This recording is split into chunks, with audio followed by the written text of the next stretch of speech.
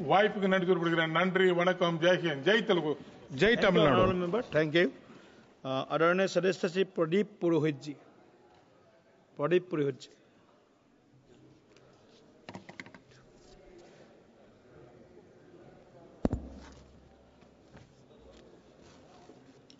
मैं रेल मंत्रालय के अनुदान मांगों के मैं पूर्ण समर्थन करने के लिए यहां खड़ा हुआ हूं और सभापति महोदय, आपने मेरे को बोलने के लिए समय दिया, इसलिए मैं आपको धन्यवाद देना चाहता हूं.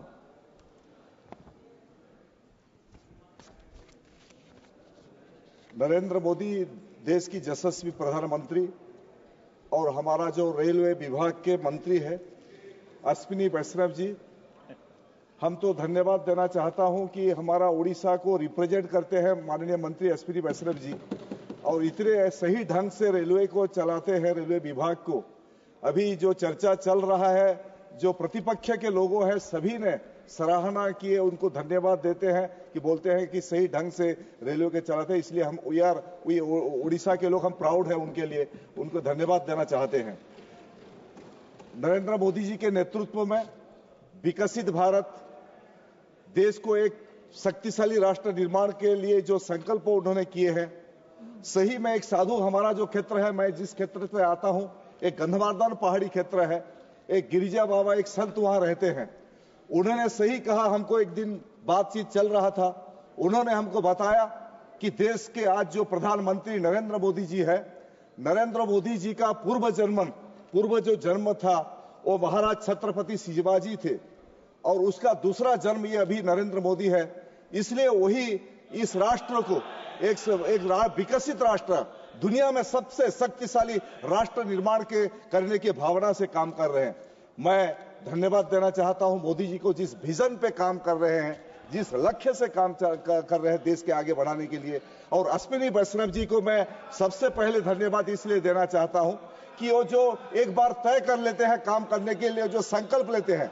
2022 में हमारा एक उपचुनाव बाई इलेक्शन हो रहा था, मैं विधायक पद पे खड़ा हुआ था, और वहां बीजू जनता दल के सरकार था, और बीजू जनता दल का सरकार ने चैलेंज किए थे अश्विनी वैष्णव जी को.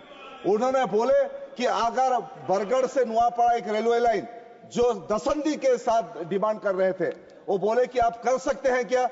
अश्विनी वैष्णव जी खोला चैलेंज किए थे बीजू जनता दल सरकार को, बोले जिस दिन सरकार ने हमको जमीन दे देगा, दूसरे दिन हम रेलवे पटरी बिछाने के काम करेंगे. और वो काम करके जब सरकार परिवर्तन हुआ उड़ीसा में, भारतीय जनता पार्टी का सरकार बना, मोहन मांझी के नेतृत्व में बीजेपी का सरकार बना, जमीन दिए, और अश्विनी वैष्णव जी ने वो जो बोले थे वो दिखा दिए कि 138 किलोमीटर 2926 करोड़ का रुपया को सैंक्शन किए. इसलिए मैं तहे दिल से धन्यवाद देना चाहता हूं फिर एक बार अश्विनी वैष्णव जी को.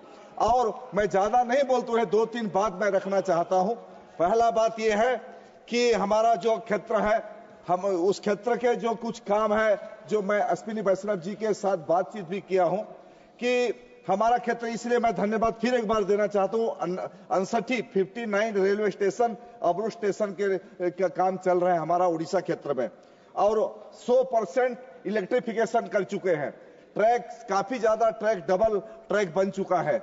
और 2009-14 में उड़ीसा को 838 करोड़ मिला था. 2025-26 में 10,599 करोड़ रुपया अभी सैंक्शन उड़ीसा को हुआ है. और इसके बारे में 1-2-3 बात जो मैं रेलवे मिनिस्टर जी का ध्यान आकर्षण करना चाहता हूं. आज झारसुगुड़ा में एक स्ट्राइक चल रहा है रेलवे लाइन के ऊपर.